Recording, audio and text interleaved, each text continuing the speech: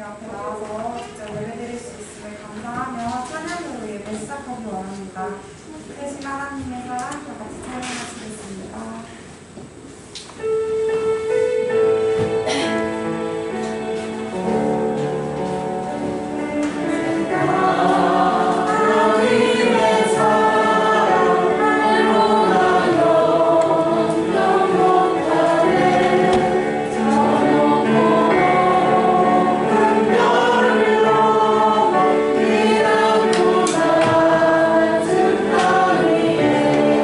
Yeah.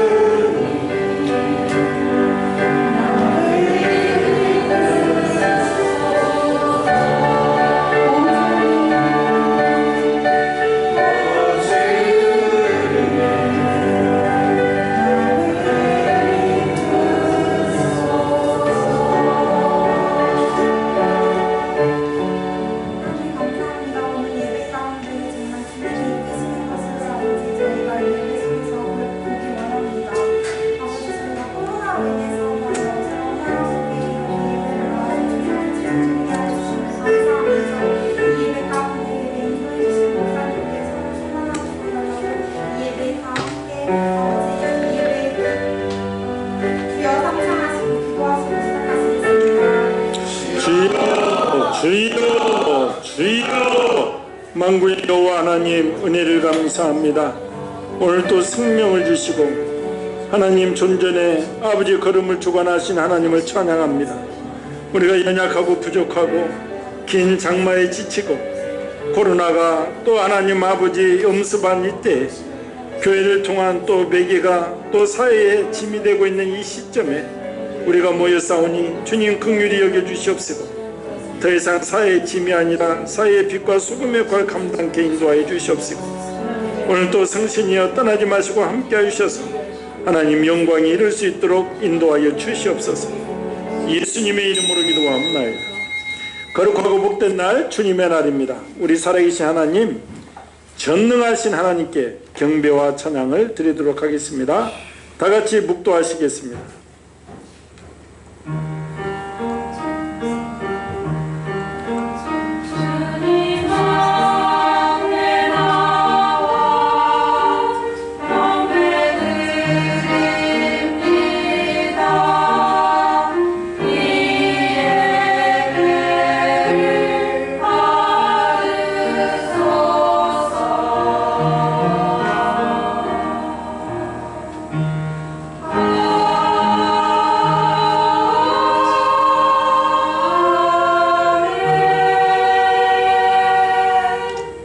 하나님이여 찬송이 시온에서 주를 기다리오며 사람이 서원을 주께 이행하리이다.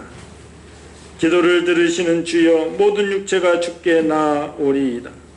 죄악이 나를 이겼사오니 우리의 허물을 주께서 사하시리이다. 주께서 택하시고 가까이 오게 하사 주의 뜰에 살게 하신 사람은 복이 있나이다. 우리가 주의 집 곧 주의 성전의 아름다움으로 만족하리이다.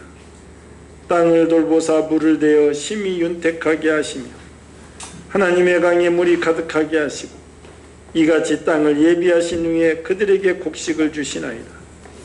초장은 양떼로 옷 입었고 골짜기는 곡식으로 덮였으며 그들이 다 즐거이 외치고 또 노래하나이다. 아멘. 우리 다같이 일어나셔서 찬송가 1장 찬양합니다.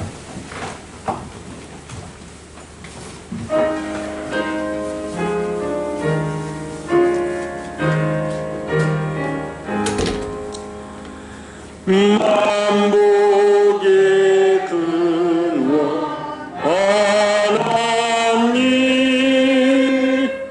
온 백성 찬송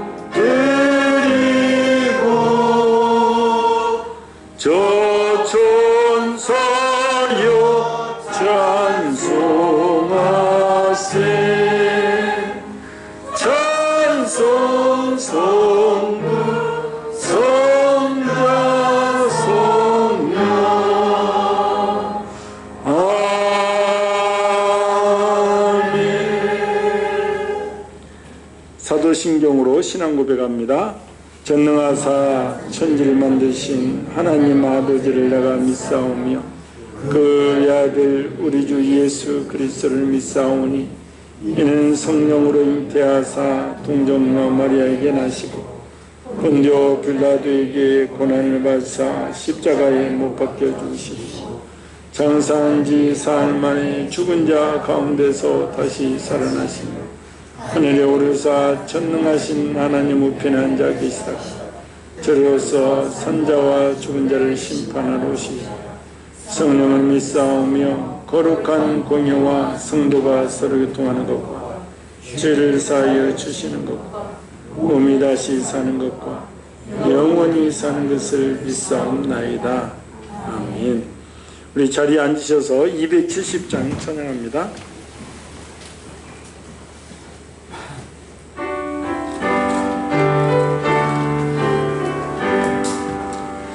변찮는 주님의 사랑과 거룩한 보혈의 공로를 우리 다 찬양을 합시다. 주님을 만나볼 때까지 예수는 깨끗게 하시는 주시니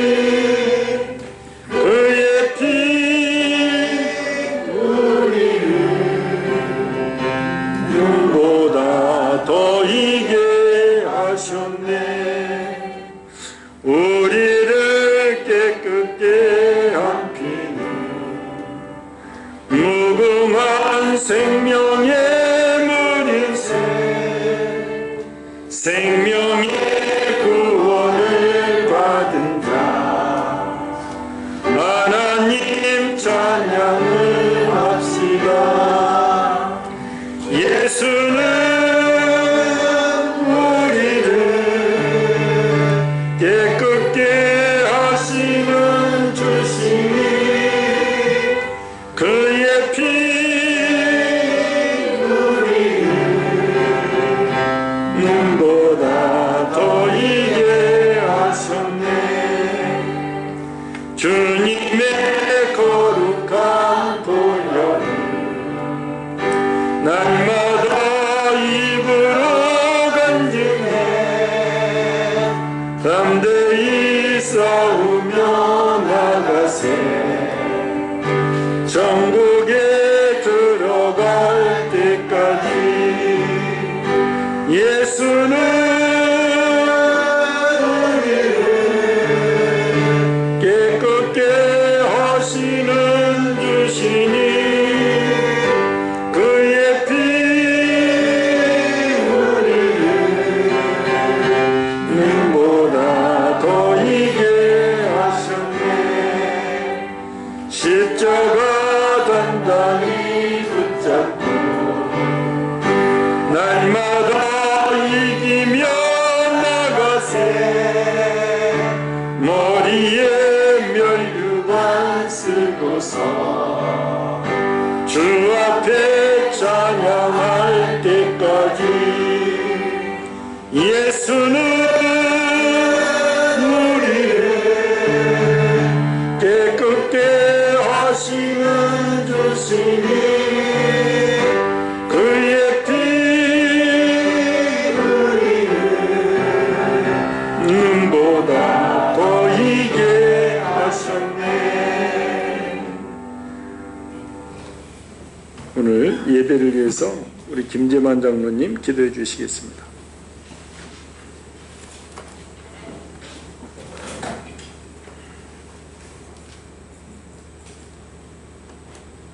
사망의 솟는 것은 죄요 죄의 권능은 율법이라. 우리 주 예수 그리스도로 말미암아 우리에게 승리를 주시는 하나님께 감사하니 그러므로 내 사랑하는 형제들아 변신하며 흔들리지 말고 항상 주의 일에 더욱 힘쓰는 자들이 되라. 이는 너희 수고가 주 안에서 헛되지 않은 줄 아니라. 사랑과 은혜가 풍성하신 주님, 이 거룩한 주님, 온 세상이 코로나로 어려운 지금 주님이 저를 인도해 주시오니 감사와 영광을 올려드립니다. 우리들 서로 조심하며 모이면 기도하고 흩어지면 전도하는 살아 숨쉬는 교회가 되게 하여 주옵소서. 어제는 우리 광복절로 믿음을 지키다가 순교를 당하시고 조국의 해방을 위해 목숨을 잃은 우리 손주 아버지랍니다. 우리 민족을 사랑하셔서 이 땅에 해방을 주신 것을 생각할 때 감사와 찬양과 영광을 올려드립니다. 하지만 지금도 분단의 아픔을 안고 열강들의 각축으로 분단된 우리 조국, 이제는 외세가 한반도의 통일을 방해하지 않도록 우리 주님께서 막아 주옵소서. 여리고 성을 무너뜨리신 주님이 크신 권능으로 휴전선의 장벽을 무너뜨려 평화 통일 조속히 올 수 있도록 도와주옵소서. 사랑해 주님, 오늘도 예배에 수고하시는 목사님, 전도사님, 권사님, 집사님들과 우리 성가대들 계십니다. 위로하여 주시고 각자 기도하는 모든 것들 들어 응답하여 주옵소서. 오늘도 열방에서 수고하시는 우리 선교사님들과 그 가정들 지켜주시고 원치 않는 병으로 고생하는 우리 그 가정도 찾아주셔서 귀한 것을 채워 주옵소서. 이제 담임 목사님 우리들에게 귀한 말씀 주실 때에 한 주간도 승리하는 우리들 되게 하여 주옵소서. 예수님의 이름으로 기도드립니다.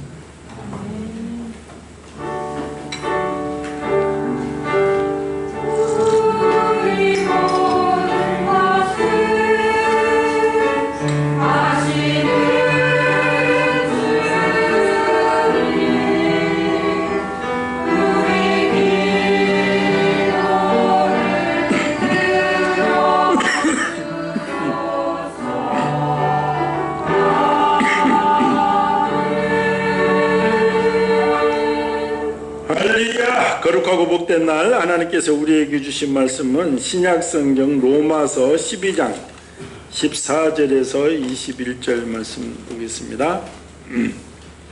신약성경 257페이지입니다. 로마서 12장 14절에서 21절 말씀.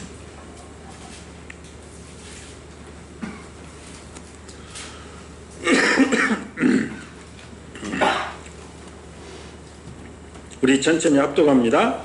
너희를 박해하는 자를 축복하라. 축복하고 저주하지 말라. 즐거워하는 자들과 함께 즐거워하고 우는 자들과 함께 울라. 서로 마음을 같이하며 높은 데 마음을 두지 말고 도리어 낮은 데 처하며 스스로 지혜 있는 체 하지 말라. 아무에게도 악을 악으로 갚지 말고 모든 사람 앞에서 선한 일을 도모하라. 할 수 있거든 너희로서는 모든 사람과 더불어 화목하라. 내 사랑하는 자들아 너희가 친히 원수를 갚지 말고 하나님의 진노하심에 맡기라. 기록되었으니 원수 갚는 것이 내게 있으니 내가 갚으리라고 주께서 말씀하시니라. 내 원수가 줄이거든 먹이고 목마르거든 마시게 하라. 그리함으로 내가 숯불을 그 머리에 쌓아 놓으리라. 악에게 지지 말고 선으로 악을 이기라. 아멘. 이제 우리 성가대의 찬양이 있겠습니다.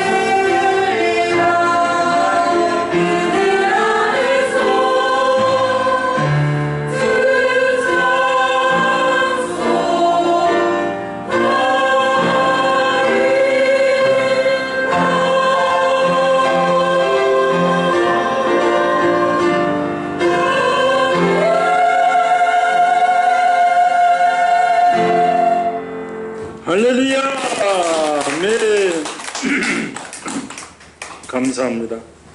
어제부터 이 성가대 대장님이 여러 가지로 교회에서 막 걱정이 돼서 어떻게 해야 되냐고. 그래서 마스크를 쓰고 하시라고 그랬더니 정말 마스크를 쓰고 하셨네. 그 소리가 더 잘 나오네요. 새로운 패션이고, 좀 걱정되면 마스크 쓰고 하시면 됩니다. 그래서 요즘 뭐 사회가 하도 이제 교회가 짐이 되는 이런 시점에서 우리가 더 지혜롭게 슬기롭게 잘 극복할 수 있도록 서로 이렇게 기도해 주시기 바랍니다. 우리 앞뒤 좌우로 인사합니다. 예수 안에서 사랑하고 축복합니다. 우리 병철이가 왔습니다. 병철이를 향해서 우리 박수 한번 하겠습니다. 이 공수표 20번 날리고 왔습니다. 늘 한 장 걸치시고 뭐하니 내가 이번 주에 갈게 그러더니 늘 안 오더니 이번에는 꼭 와라, 항상 꼭 와라는 했죠. 그래도 안 오더니 이번 주는 저렇게 나타났습니다. 우리 병철이에게 복이 있을지어다. 내일 모레면 60이에요. 그러니까 병철이도 병철이 이제 할아버지가 된다고 예수님 잘 믿어야 돼. 오늘 우리가 합독하신 말씀 가지고 우리가 기본으로 돌아가자. 정말 예수 믿는다는 것은 엄청난 것입니다. 뭐 세상의 가치관 기준이 아니죠. 그래서 우리가 기본으로 돌아가자. 그래서 오늘 논지가 성도는 모든 사람들과 화목해야 된다. 이런 주제로 하나님의 말씀을 나누도록 하겠습니다. 우리가 잘 알다시피 로마서는 믿음장이라고 합니다. 그래서 우리가 죽을 수밖에 없는 우리가 하나님의 은혜로 죄사함 받고 십자가 보혈을 믿음으로 의롭게 되었다는 거예요. 그걸 우리가 믿음으로 여겨주시고 유대인들도 이방인들도 죽을 수밖에 없는 죄에서 우리를 살려주신 하나님. 그러니까 너희가 믿음을 가지고 살아라. 그래서 1장에서 11장까지는 그 믿음으로 의롭게 되는 것, 하나님의 값없는 은혜로 우리가 구원을 받았다는 것에 대해서 계속 얘기하고 있고 12장부터는 이렇게 믿음이 있는 너희는 이렇게 살아라는 거. 믿음이 있으면 세상 사람, 세상 가치 기준으로 사는 것이 아니라 이렇게 살아라. 그래서 오늘 말씀이 그 말씀입니다. 그러니까 오늘 본문 말씀을 읽어보면 그래 이것이다 하는 사람은 별로 없을 것입니다. 그 대신에 과연 내가 이 말씀을 생활에서 실천하고 살고 있는가? 각자가 생각해 보는 것이죠. 내가 가는 곳마다 화목을 이루고 있는 것인지, 우리의 심성과는 너무나도 동떨어진 말씀이다 이렇게 느껴지신 분도 있을 것입니다. 그러니까 우리가 한 절 잠깐 보면 나를 박해하는 자를 축복하는 거 쉽지 않습니다. 우리가 박해라는 것이 뒤에서 뭐 뒷담화 좀 까고 뭐 욕하고 이런 것이 아니잖아요. 죽도록 육체적, 정신적 핍박을 가하고 나를 죽일 정도로 박해하는 자를 위해서 축복의 기도를 하라는 거. 인간의 심성을 가지고 쉽지가 않은데 주님은 하라는 거예요. 나를 아버지로 믿으면 하라는 거예요. 이게 죽도록 박해하는데 그를 위해 축복한다는 것이 쉽지 않는 일입니다. 15절에 즐거워하는 자들과 즐거워하고 우는 자들과 함께 울라. 모든 성도들이 단순하게 생각하면 이것은 다 할 수 있을 것 같아. 그런데 이것도 쉬운 것이 아니에요. 절대로 그렇지 않은 것을 우리가 실생활에서 느낄 수 있습니다. 무엇이 실천을 가로막고 있습니까? 바로 질투심, 시기심. 우리말에 사촌이 돈을 사면 배가 아프다는 말이 이 말을 대변하는 거예요. 우리 민족이 5000년 역사 살아오면서 보니까 가까운 사람이 즐거운 일 할 때 즐거워하는 것이 아니라 배가 아파서 알아 눕더라는 거예요. 그러니까 다른 사람이 돈을 사면 덤덤한데 사촌이 돈을 사면 배가 아프다. 이웃이 돈을 사면 배가 아프다. 배가 아픈 정도가 아니라 원통하고 억울해서 잠을 못 자는 분들이 많이 있다는 거예요. 사실 따지고 보면 아무 상관이 없는데 어렸을 적 사건들부터 끄집어냈죠. 나보다 공부도 못했는데 모든 것이 내가 나았는데. 강남에 막 싸우는 부부가 나오면 옆집에서 벤츠 사는데 당신은 뭐야? 언제까지 아반떼야? 그래서 막 싸우잖아. 응? 벤츠 샀어요. 얼마나 좋아요. 승차감이 어때요? 나 한번 조금만 끌어보면 안 될까? 이런 것이 아니라 그날부터 남편은 죽는 날이. 응? 내가 당신 만나서 이렇게 되었다는 거죠. 제가 이 설교를 준비하는데 가만히 생각해 보니까 우리가 시골에서 우리 옆집하고 이렇게 사는데 애들이 똑같아. 나이도 똑같고 같은 학년이야. 이렇게 5-6명이. 근데 사실 제가 중학교를 가는데 그 집은 중학교까지는 다 보내는데 우리는 중학교가 형편이 안 되는데 내가 막 끝까지 해서 어떻게 중학교만 좀 보내달라고 해가지고 중학교를 갔잖아요. 그런데 거기가 한 8km 정도 돼. 걸어서 다닌다고. 걸어서 다녀. 그래서 막 걸어서 이제 그거 다니는데 애들이 다 자전거를 타고 다니잖아요. 그게 나도 마음이 변했지. 중학교만 다니고 절대 공부도 안 하고 열심히 돈 번다고 했는데 이 자전거 타고 늘 싱싱 가는 것 보니까 나 자전거 좀 사달라고 이제 또. 근데 어느 날 진짜 자전거를 사줘서 새 자전거를. 그 옆집 자전거는 좀 톤 자전거 타고 다녔거든 애들이. 그 아저씨가 술을 한 잔 먹고 와가지고 우리 집에 와서 새 자전거 타면 뭐가 달라지냐고 뭐가 어쩌고 하면서, 그러니까 형편도 안 내는데 뭔 새 자전거를 샀냐, 우리 집보다 못 사는데, 그 얘기를 한 것이 지금도 기억이 나. 그러고 나서 이제 그 집은 형편이 되는데도 다 중학교만 졸업하고 이제 서울로 나와서 다 취직해서 사는데, 나중에 우리가 어찌어찌다 보면서 내 동생도 남동생도 대학생이 돼서 이제 그 동네를 한번 갔다고. 그랬더니 그 교대가 그때 아마 제복이 있었던가 이렇게 가고 갔는데 그 아저씨를 만났죠. 또 이제 그 집도 보니까. 만나서 헤어지는 순간까지 요즘 대학 나와도 아무 소용이 없다더라. 대학 나와도 취직도 안 되고 뭣도 안 되고 그 얘기야. 계속 그 얘기야. 그래서 내가 지금 다 추억이고 그러지만 이게 쉽지 않구나. 아니 너희들이 부모님도 일찍 돌아가시고 어쩌다 이렇게 대학생이 되었냐, 이 소리 할 만도 하잖아요. 하나도 안 하고 대학 나와봤자 뭐 소용이 없다더라. 끝까지 빠이빠이 할 때까지 그 얘기야. 그래서 내가 이 말씀을 생각하면서 참 이게 쉽지 않는구나. 응? 자기 집이 우리 집보다 뭐든지 낫다고 생각했는데 그게 안 되는 거야.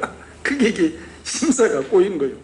다른 사람 되는 건 상관없는데 옆집에서 되는 게 이게 쉬운 일이 아니라니까.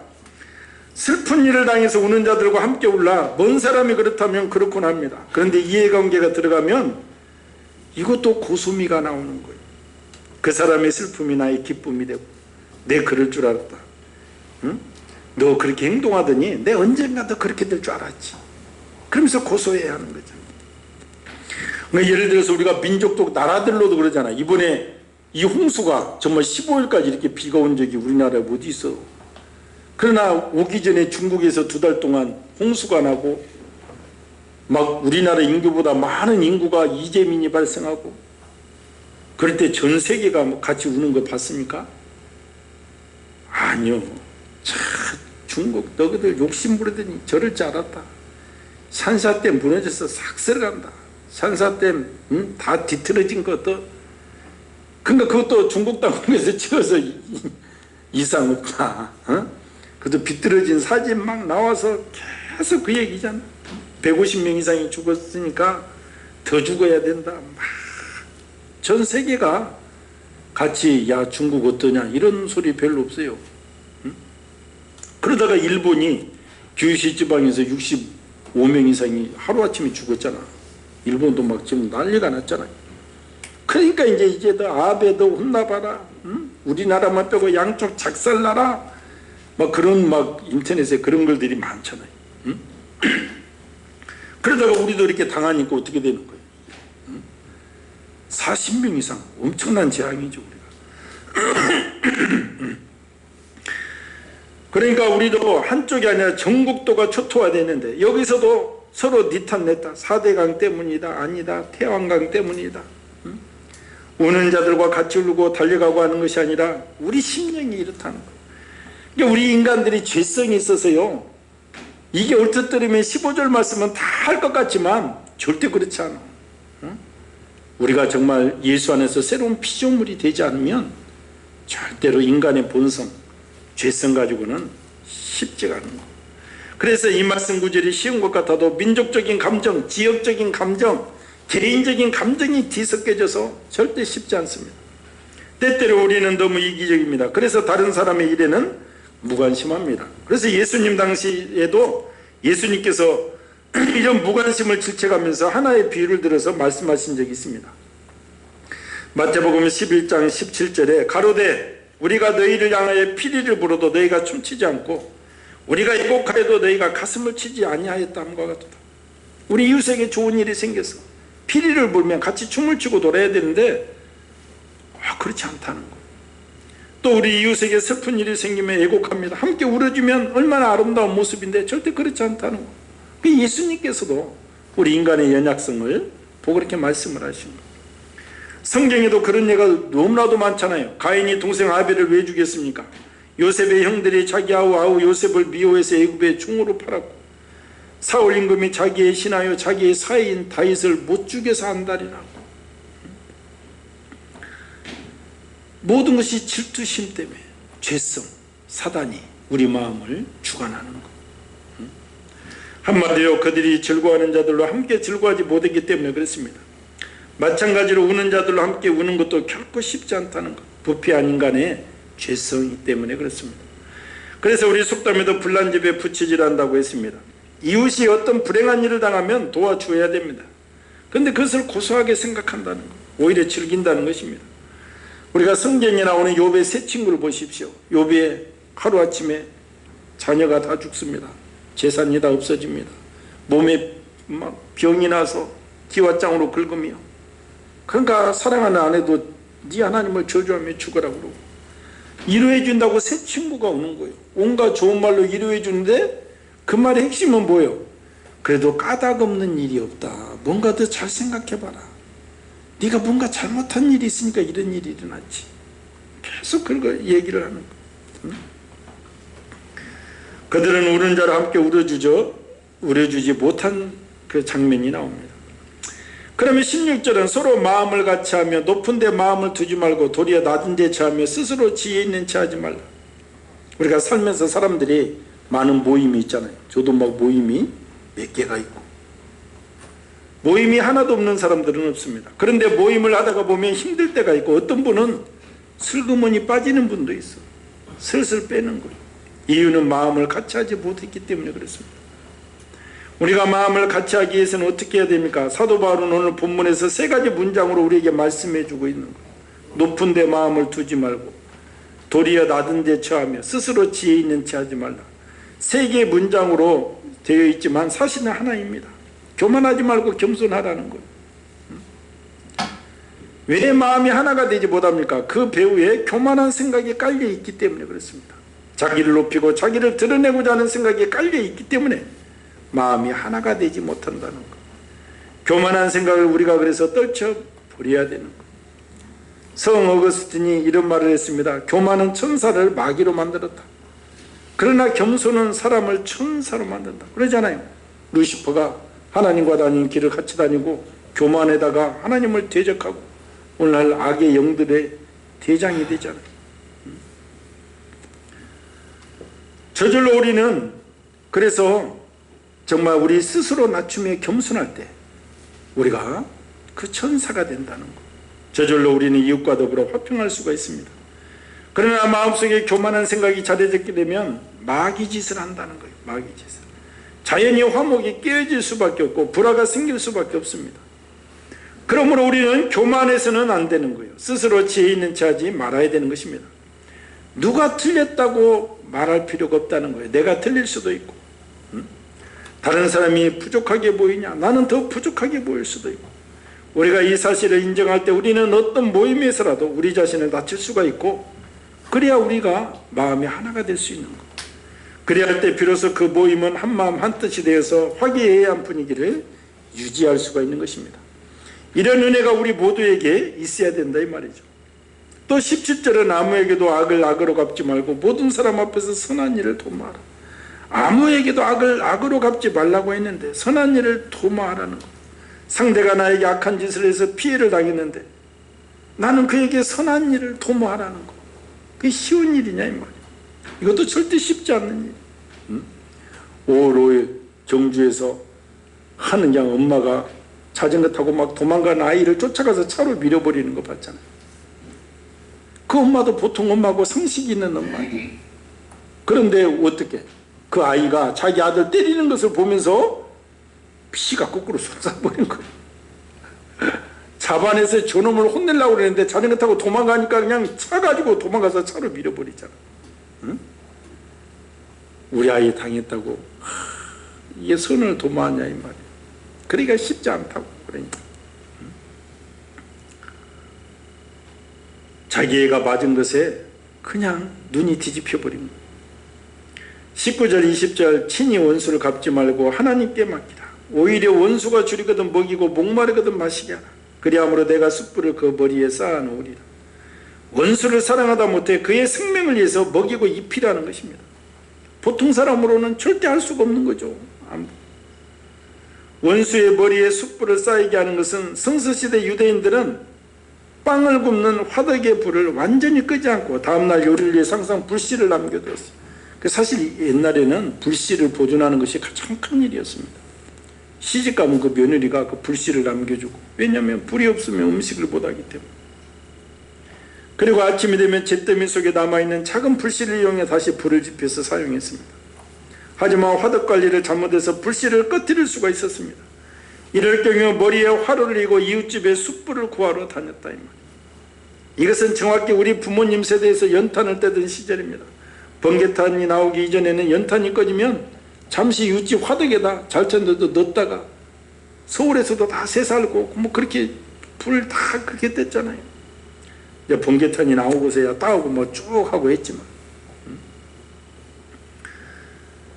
그러니까 원수가 화로를 머리에 이고 숯불을 빌리러 온 것을 보면 실수로 화덕의 불씨를 완전히 꺼뜨린 것으로 보이는 것이죠. 그 원수도 관계가 껄끄러우니 원만해서는 우리 집에 숯불을 빌리러 오지 않을 거예요. 서로 관계가 있으니까. 그런데 우리 집까지 찾아온 것을 보면 찾아간 이웃들로부터 거절을 당한 것이 분명한 것이죠. 그의 처지가 얼마나 절박했으면 평소 원수지간이 우리 집까지 와서 불씨를 빌려달라는 아쉬운 소리를 하고 있을까. 이런 상황이 되면 누구나 원수에게 결정차를 먹일 좋은 기회가 찾아왔다고 얘기할 것입니다. 나까지 숯불을 빌려주지 않으면 원수는 빵을 구울 수가 없고 결국 기약 없이 배를 굶을 수밖에 없는 형편이죠. 하지만 하나님은 공경에 처한 원수에게 어떻게 행동하라고 명령하십니까? 원수의 머리에 숯불을 쌓아주라는 거예요. 즉 원수가 머리에 이고 온 화로에 숯불을 차곡차곡 쌓아주라고 명령하고 있는 것입니다. 하나님은 원수에게도 먹을 것과 마실 것을 주십니다. 이와 같이 우리도 같은 수준의 선행을 행하도록 권면하고 계시는 거예요. 그렇게 할 때 하나님은 그 선행에 대해 우리에게 보상해 주시겠다는 거예요. 하나님이 보상해 주시겠다는 거예요. 하나님, 인류의 주관자 하나님께서 너 인간의 성정을 죽이고 나를 따르면 하나님께서 갚아주시겠다는 것입니다. 오늘 저는 이 모든 구절을 아우르는 구절이 18절이라고 봅니다. 할 수 있거든 너희로서 모든 사람과 더불어 화목하라. 이 말씀이 오늘 말씀을 대표할 수 있습니다. 그래서 주님이 이 땅에 오신 목적이 하나님과 우리를 화평하게 하시고 이웃들과 화평하시기 위해서 오셨다고 말씀하고 계시는 거예요. 우리가 예수님을 믿는다는 거, 우리 교회의 사명이 이렇게 귀하다는 거예요. 하나님께서 평화의 하나님, 화목케 하시는 하나님이신 증거가 무엇입니까? 만약 하나님께서 자신의 권위와 천면만을 내세우셨다면 인류에게 아무 소망도 없었고 멸망했을 것입니다. 그러나 하나님은 화평을 위해서 우리보다 먼저 하신 일이 있습니다. 하나님께서 아들을 세상에 보내신 것은 자신이 화평의 하나님이신 것을 보여주고 이로써 우리에게 구원의 길을 마련해 주시고 계신 것입니다. 주님께서 이 세상에 오신 목적이 무엇입니까? 주님께서 평화의 왕으로 무슨 일을 하셨습니까? 골로새서 1장 21절 22절에 전에 악한 행실을 멀리 떠나 마음으로 원수가 됐던 너희를 이제는 그의 육체의 죽음을 말미암아 화목케 하사 너희를 거룩하고 흠없게 책망할 것 없는 자로 그 앞에 세우고자 하셨습니다. 예수님이 이 땅에 오시는 것은 하나님과 우리를 화평케 하려 오셨다는 거예요. 또 에베소서 2장 14절 18절 그는 우리의 화평이신지라 둘로 하나를 만드사 중간에 막힌 담을 하시고 원수된 것 곧 의문에 속한 계명의 율법을 자기 육체로 폐하셨습니다. 이는 이둘로 자기 안에서 한 세 사람을 지어 화평케 하시고 또 십자가로 이 둘을 한 몸으로 하나님과 화목하게 하려 하십니다. 원수된 것을 십자가로 소멸하시고 또 오셔서 먼 데 있는 너희에게 평안을 전하고 가까운 데 있는 자들에게 평안을 전하셨으니 이는 저로 말미암아 우리 둘이 한 성령 안에서 아버지께 나아감을 얻게 하려 하심이라 이렇게 말씀하고 계십니다. 그래서 예수님은 화평의 왕이시고 우리는 이런 예수님의 족적을 따라가는 자들, 그러니까 우리가 가는 곳에 화평을 이루는 그 사명이 있다는 것입니다. 로마서 15장은 서두에서 말씀드렸듯이 성도들의 생활장입니다. 11장까지는 믿음의 장이고 교리적인 부분이고 12장부터는 이런 믿음을 가지고 이런 것을 실천하면서 살아라 이 말이에요. 오늘 중심구절 모든 사람과 화목하라는 것은 다시 말하면 평화를 이루며 살아라. 성도들은 하나님과 평화를 누리며 살아야 됩니다. 십자가의 구속을 믿음으로 하나님과 원수되고 진노와 정죄의 대상이 된 내가 하나님과 더불어 누리는 화평이 가장 원천적인 평화입니다. 원천적인 평화는 내가 하나님과 화평함을 누리는 것, 하나님이 내 죄를 사하시고 내가 천국 백성 된 것, 이런 하나님과 내가 화평을 누리는 것이죠. 이런 믿음이 없는 자들은 절대 하나님과 화평을 이룰 수가 없죠. 때때로 하나님을 찬양하기도 하고 원망할 수도 있는 것입니다. 그러나 우리는 정말 나의 영혼을 주관하시는 하나님께 정말 화평함으로 주님을 찬양할 수가 있는 것이죠. 하나님은 내 대신 예수님을 십자가에서 형별하시고 처형을 하사 죽게 하심으로 그 사실을 받아들이는 사람과 화해하사 사랑의 대화를 회복하시는 것입니다. 그러니까 예수님을 믿는다는 것, 예수님이 십자가에서 보혈의 피를 흘리시고 그의 피로 죄사함을 받게 하셨다는 이것이 하나님과의 화해를 받아들이는 거예요. 이 사실을 믿는 믿음이, 그래서 믿음이 중요한 거예요. 믿음. 하나님과 더불어 화평한 사람에게는 내적인 깊은 평안을 주십니다. 이 평안은 예수님께서 주신 평안입니다. 요한복음 14장 27절에 평안을 너희에게 끼치노니 곧 나의 평안을 너희에게 주노라. 내가 너희에게 주는 것은 세상이 주는 것 같지 아니하리라. 너희는 마음에 근심도 말고 두려워하지도 말라고 하셨습니다. 또 이 평안은 성령으로 말미암아 것인즉 절대적인 것이어서 무엇으로도 빼앗을 수 없고 지각에 뛰어난 하나님의 평강이다 이 말이죠. 이 평안은 노한 파도가 부딪혀 깨지고 천둥치고 폭풍을 몰아치는 바다의 절벽 위에서라도 어미새의 날개 밑에 있는 새끼새가 누리는 평안 같은 것. 하나님과 더불어 화평하고 내적으로 깊은 하나님의 평안을 소유한 사람은 그의 속에 내란이 끝났으므로 모든 이웃과 더불어 화평하고 싸움이 있는 곳에 화평을 심게 된다 이 말입니다. 그러니까 내가 이웃과 주변과 화평을 이루지 못한다는 것은 실제로 하나님과 내가 화평을 누리고 있다고는 하지만 그 이선적인 것이다 이 말이죠. 하나님과의 깊은 참 평안, 나 같은 자를 1만 달란트 빚진 죄, 나같이 정말 죽어 마땅한 지렁이 같은 나를 살려주시고 백성 삼아주신 그 은혜에 감격한 자는 그 은혜가 흘러갈 수밖에 없다는 거예요. 하나님과 화평하고 자기 자신과 화평하고 다른 사람과 화평한 사람들은 장차 이리가 어린 양과 함께 가며 표범이 어린 염소와 함께 놉니다. 하나님 나라의 우주적인 평화 시대 하늘나라의 시민으로 참여할 자격이 있다 이 말이에요. 제가 오늘 이 말씀을 우리가 새기고 우리 성도들이 이러한 삶의 자세를 가져야 되는 것. 오늘 우리 대한민국을 보십시오. 양극단으로 나뉘어져 있잖아요. 양극단으로.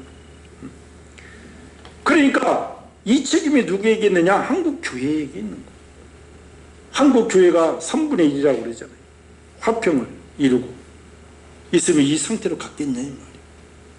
우리가 초기 기독교 성도가 얼마 되지 않았어도 믿음의 선진들은 이런 일을 이름으로 중심을 잡아주었는데 오히려 화평을 위해서 헌신해야 될 교회가 나서서 분열을 조장하고 있는 이 시대가 되어버렸다. 저는 이 점이 가슴이 아픈 거예요. 정말 예수님이 뭐라고 하실까? 오늘날 교회 지도자들에게 내 탓은 사라지고 전부 이를 가고 악에 맞서야 한다는 논리잖아요. 전부 무엇이 어쩌고 무엇이 어쩌고 이 똑똑쟁이들 말세 시대니까 뭐 말씀을 이루는 것이 없어요. 어떤 지도자고 내 탓이고 우리가 우리 자리를 쳤자는 그런 메시지가 없는 거예요. 대적하고 나가고 이런 메시지예요. 상대를 타도의 대상으로 보고 있습니다. 언제가도 말씀드렸습니다. 교수신문에서 올해 사자성어로 공명지조를 뽑았다고 그랬잖아요. 올해의 사자성어가 된 작년이죠. 이제 공명지조에 나오는 공명조는 한 몸에 두 개의 머리를 가진 새로서 불고 경전에 등장하며, 그에 따르면 이 새는 한 머리는 낮에 일어나고 한 머리는 밤에 일어나는 것. 한 머리는 정말 자기 몸을 사랑해서 좋은 약초를 먹고 산삼도 먹고 뭣도 먹고 막 좋은 것을 먹어서 몸을 좋게 하고, 근데 다른 한 머리가 저는 꼴보기 싫다고 맨 좋은 것만 먹냐. 에이, 저놈 새끼 배기 싫어서 독초를 먹어가지고 그냥 독초를 먹으니까 머리는 두 개지만 몸이 하나니까 죽어버렸어. 결국 머리는 둘이지만 본체는 하나라는 뜻이죠.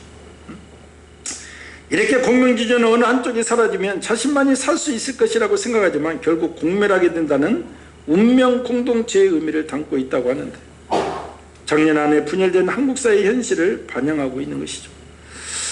그러니까 이 교수들이 이거를 추천한 것은 서로를 이기려고만 하고 자기만 살려고 하지만 어느 한쪽이 사라지면 죽게 되는 것을 모르는 한국 사회의 안타까움이 있다는 것. 그리고 한국 사회의 가장 큰 문제는 좌우 대립이며 진정한 보수와 진보를 새롭게 정립할 필요가 있다.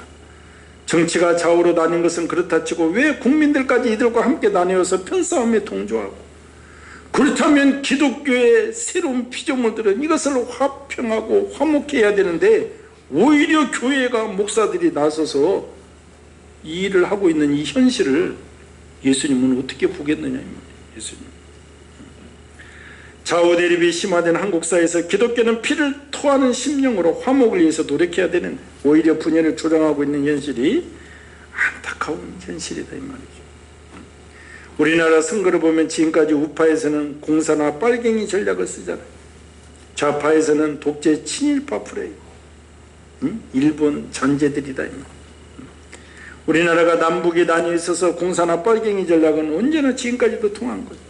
그런데 중요한 것은 이번 선거에서 말하자면 우파가 지니까 다시는 이 진영 논리 하지 말자. 그래서 정책 대결로 하니까 이 설교 준비할 때 보니까 미래통합당이 민주당을 앞섰다는 거예요. 물론 부동산 실기도 있지만 고리타분한 것 갖고 정리를 하겠다는 거죠.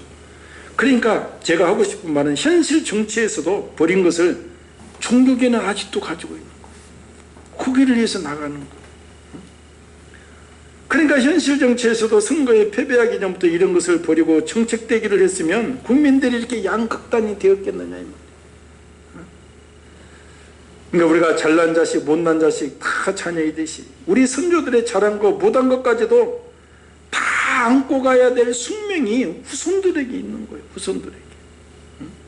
그리고 우리는 무엇보다도 하나님 말씀에 최우선하는 자세를 가지고, 한국 교회가 이렇게 많잖아요. 성도들이 이렇게 많잖아요. 휘둘리지 말고 오늘 말씀을 보면 어떻게 우리가 행동해야 되는 것이 나오잖아요. 사랑하는 거. 예수님이 화평의 왕이기 때문에 기독교인들을 부를 때 화평케 하는 자라는 의미에 우리가 피스메이커라고 합니다. 그러니까 화평케 하는 자란 단순히 화목, 즉 평화를 사랑하는 자만이 아니라 적극적으로 평화를 만들어내는 사람 사명이 있다는 거예요. 우리 한국교회가 이 지금 극단적으로 이 분리되어 있고 교계도 분리되어 있으면 말씀으로 하나로 돌아와야 되는 거예요. 예수님이 언제 분열하라고 했냐 이 말이에요. 하나가 되고 더 미워하는 자, 나하고 다른 생각을 가진 자를 더 포용하고 사랑하고, 이게 우리 각 작은 우리 교회부터 시작되어도 가능성이 있는 얘기입니다. 마태복음에 화평케 하는 자는 복이 있나니 저희가 하나님의 자녀라 일컬음을 받을 것이요. 즉 화평케 하는 사람들은 복이 있다는 것입니다. 왜냐하면 그들이 하나님의 자녀로 소유될 것이기 때문에 그렇습니다. 오늘 말씀은 참으로 보통 사람들이 감당하기에는 너무나도 벅찬 말씀인 것은 틀림이 없습니다. 미움과 분노와 복수심은 광범위하게 온 인류에 오염되어 있습니다. 이것은 마귀가 준 전략이에요. 사단은 그렇게 분열되게 만들고 그렇게 해서 늘 싸우게 만드는 거예요. 개인적인 미움도 있고 가족 단위, 민족 단위 미움도 있습니다. 이 민족적 미움은 개인의 윤리와 상관이 없는 거예요. 그 당사자가 우리입니다. 우리는 남과 북이 분단된 씻을 수 없는 상처가 있습니다. 그 상처는 우리만 있는 것이 아니라 북한도 가지고 있고, 이스라엘과 팔레스타인 말할 것도 없잖아요. 팔레스타인 사람의 고통은. 영국과 아일랜드 보십시오. 얼마나. 보스니아, 세르비아, 크로아티아 동구에 일어나고 있는 민족들 전쟁들. 도처에서 우리는 이런 예를 찾아볼 수 있습니다.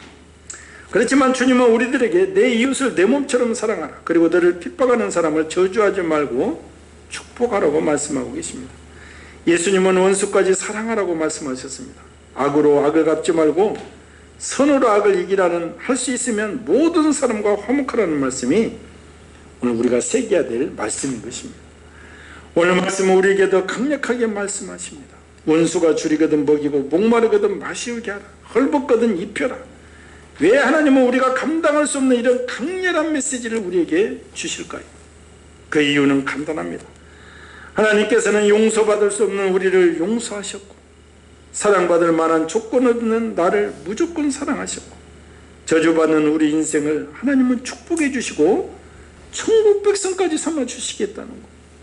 그러니까 너 이 큰 복을 받는 자들이 그것을 실천을 못하느냐, 이렇게 말씀하고 계시는 것입니다. 우리의 믿음의 선배들은 이런 하나님의 사랑 앞에서 그들의 당한 고난을 기꺼이 겪었습니다. 예를 들어서 한국 기독교가 힘이 있을 때는 이렇게 성도가 많고 교회가 커서가 아니잖아요. 그 어려울 때 주기철 목사님은 자기가 희생함으로 믿음을 지켜냈고, 손양원 목사님은 원수 사랑을 몸소 실천했잖아요. 생각해 보십시오. 쉽지 않는 일이야. 자기 아들을 한 명도 아니고 2명이나 죽인 그 안재선이를 자기 아들로 입양을 하고 가르치고, 지금 그 안재선 아들이 성남에서 목회하고 있다고. 지금 목사가 되었어요. 그걸 몸소 실천한 거, 눈물로. 그러면서 동신이 동인이 이 2 자녀, 정말 순교자 1명 나오기도 힘든데 2명이나 나오게 하신 하나님을 찬양한다. 나중에 본인도 순교를 당하셨잖아요. 이럴 때 한국 기독교가 힘이 있었고, 이럴 때 모든 사람들이 교회에 가면 뭔가 틀리다고 했고, 교인들을 부러워했다고. 그런데 지금은 무엇입니까? 오히려 세상 정치 논리의 앞잡이들이 되어서 온갖 반대편은 서로 욕을 먹고 욕을 하고, 이런 시대가 되어버린 거예요. 우리는 정말 1만 달란트 빚을 탕감받은 자들이요, 쉽게 말합니다. 우리가 이 사회에서 누구를 욕하고 100데나리온 빚진 자처럼 그 사람을 잡아 옥에 가두고 욕하고 그러지 말라는 것입니다. 이 교회가 이렇게 많은데 이 사회가 왜 이렇게 양극화되었을까? 교회가 바로 서지 못했기 때문이고, 우리 성도들이 바로 서지 못했기 때문이다. 오늘 결론이 이렇다 이 말입니다. 우리가 주어진 자리에서 이 말씀을 실천하는 복된 삶을 살 때 주님께서 보시고 갚아주시고 소망에 부끄러움이 없도록 역사하실 것입니다. 우리가 오늘 모두 화목적 평화의 도구로 쓰임받기를 늘 기도하시고, 우리 형통한 순복기가 우리 성도들만이라도 우리가 오늘 말씀에 순종하면서 정말 피스메이커, 내가 가는 곳에 평화를 만들어내는 내가 되게 해 주시옵소서. 우리가 간절히 기도할 때 주님께 귀하게 크게 쓰임받는 교회와 성도가 될 줄 믿습니다. 오늘 말씀을 생각하면서 주의 3창을 기도합니다. 주여 주여 주여. 할렐루야. 하나님 아버지 은혜를 감사합니다. 만국의 여호와 하나님 아버지, 만왕의 왕 되신 예수 그리스도, 우리는 예수 안에서 새로운 피조물이고, 하나님 아버지께서 정말 하나님 죽을 수밖에 없는 나를 살려주시고 은혜를 주시고 천국 백성 삼아주신 하나님의 그 은혜에 감사해. 또 하나님 정말 내 하나님과 화평하며 내 이웃을 내 몸처럼 사랑하라는 것입니다. 또한 주님께서 우리에게 주신 말씀은 하나님 정말 피스메이커, 적극적으로 평화를 이루어내라는 것입니다. 오늘날 한국 사회가 좌우 대립이 너무 극심하고 하나님 서로 비판이 너무 심할 때 한국교회가 다시 한번 기본으로 돌아가는 우리의 믿음의 선조들은 이런 말씀을 온전히 실천해냈습니다. 하나님, 우리가 하나님 세상의 정치에 이데올로기에 빠지는 것이 아니라 오직 복음의 말씀으로 새롭게 되고, 아버지 한국 교회를 다시금 제자리로 돌아오게 하는 그 역할을 우리 영통한 순목교가 감당하게 인도하여 주시옵소서. 예수님의 이름으로 기도하옵나이다. 만군의 여호와 하나님 아버지 은혜를 감사합니다. 보통 사람으로는 감당할 수 없는 말씀이지만 너희는 예수 안에 있으면 새로운 피조물이라. 오직 성령님 인도 따라 우리가 이 말씀을 감당할 수 있을 줄 믿습니다. 또한 우리 믿음의 선조 주기철 우리 손양원 목사님 이 말씀을 그대로 이루어낼 때 한국교회가 힘이 있었고 아버지 세상 속에서도 힘이 있었습니다. 오늘 한국교회는 비대해지고 건물은 크지만 사회의 온갖 지탄을 받고 있는 실정이 되었습니다. 우리가 다시 한번 이 말씀을 몸소 준행함으로 하나님 예수님의 편지요 향기 세상에 비치는 빛과 소금의 역할을 감당하는 교회와 성도 될 수 있도록 역사하여 주시고 은혜 충만케 인도하여 주시옵소서. 예수님의 이름으로 축복하고 기도합나이다. 아멘. 우리 317장 1절 3절 5절 찬양하면서 헌금 봉헌합니다.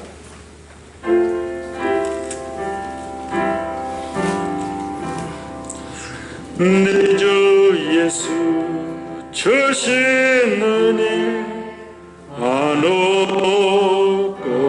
없건만 내 주 앞에 이 적은 것 다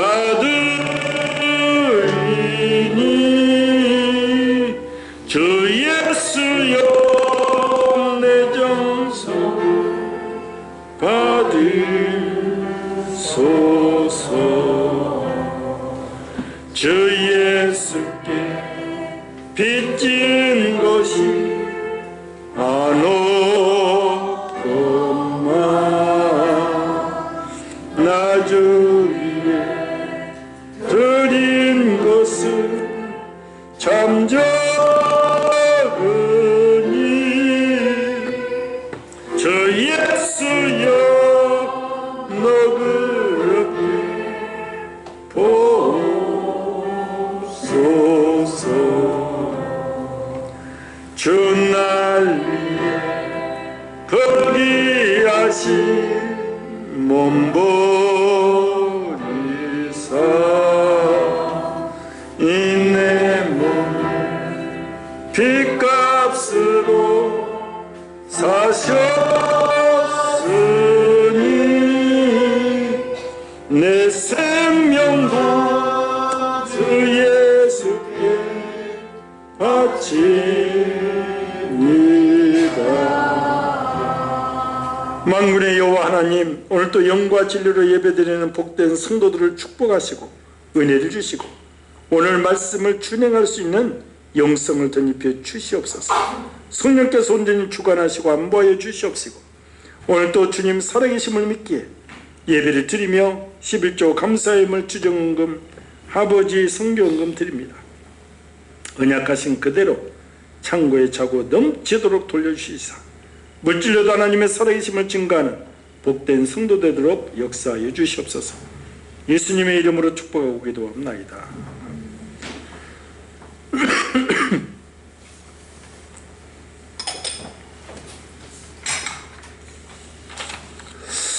광고 말씀드립니다. 이번 주 성경 읽기는 사무엘상 10장부터 24장까지입니다.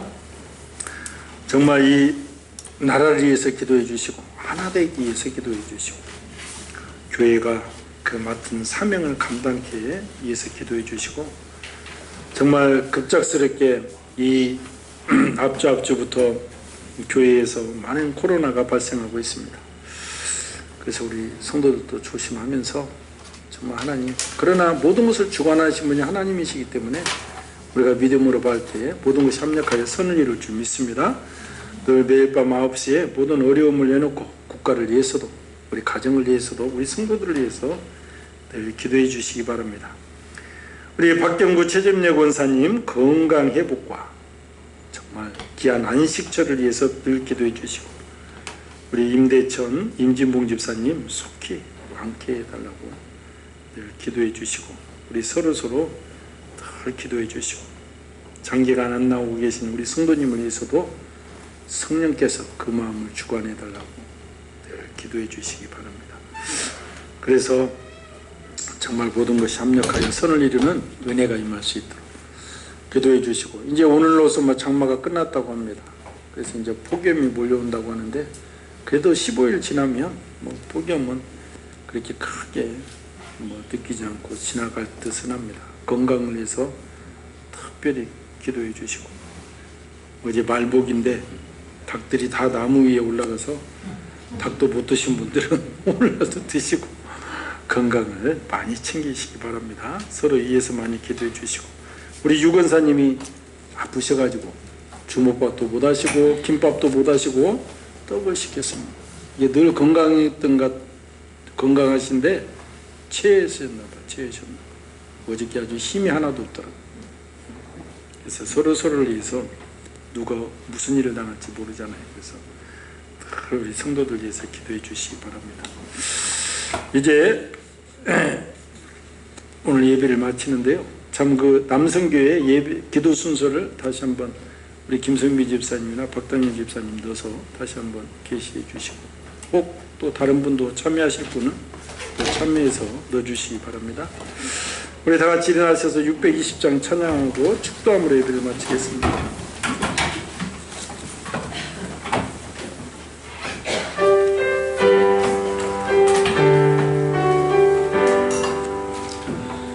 여기에 모인 우리 주의 은총 받은 자여라. 주께서 이 자리에 함께 계심을 아노라. 언제나 주님만을 찬양하며 따라가리니, 시험을 당할 때도 함께 계심을 믿노라.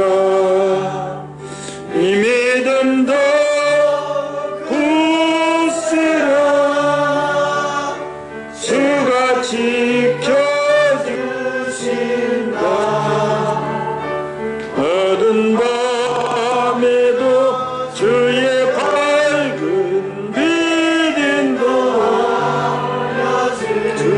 알려주신다. 주님이 뜻하시니 헤아리기 어렵더라도 언제나 주 뜻 안에 내가 있음을 아노라. 사랑과 말씀들이 나를 더욱 새롭게 하니, 때로는 넘어져도 채워 승리를 믿노라. 이 믿음도 굳세라. 주가 지켜주신다. 어두운 밤에도 주의 밝은 빛인도 알려주신다. 여기에 모인 우리 사랑받는 주의 자녀라. 주께서 뜻하신 바 우리 통해 펼치신다. 고통과 슬픔 중에 더욱 주님 의지하오니, 어려움 이겨내고 주님 더욱 찬양하라. 이 믿음도 굳세라. 주가 지켜주신다.